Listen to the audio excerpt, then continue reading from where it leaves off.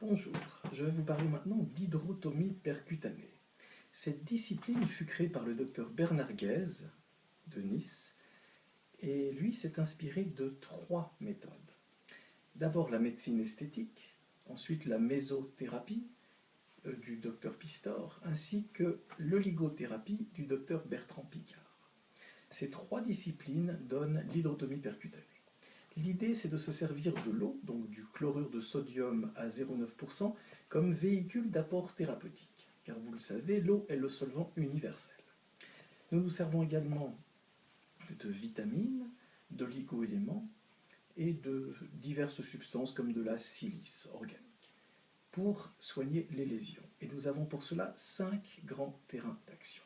Nous avons une action sur l'unité fondamentale, tout ce qui touche au tissu musculaire, tendineux, ligamentaire.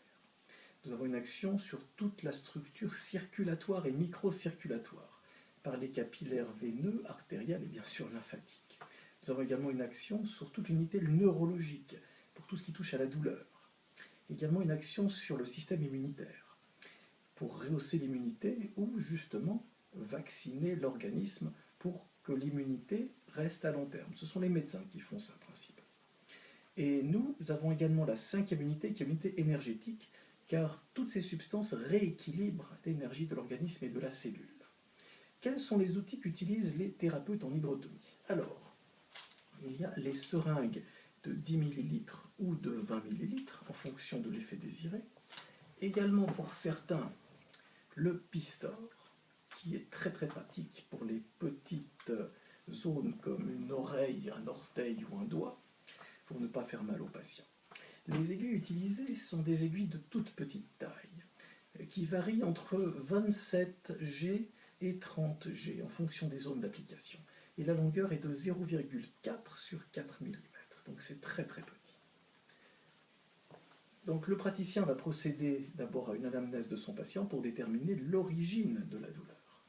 Par exemple, sur une douleur au niveau du pied ou des fourmillements dans le pied, cela peut venir d'une vertèbre L4, L5 ou L5S1. Donc après un examen palpatoire minutieux, nous allons donc injecter ces substances entre 20 et 40 ml sur la zone, et ceci se répète généralement tous les 7 voire 14 jours, entre 3 et 6 fois, jusqu'à la guérison complète du patient, et lorsque le patient est guéri, il l'est généralement à vie, ou en tout cas pour une quinzaine d'années.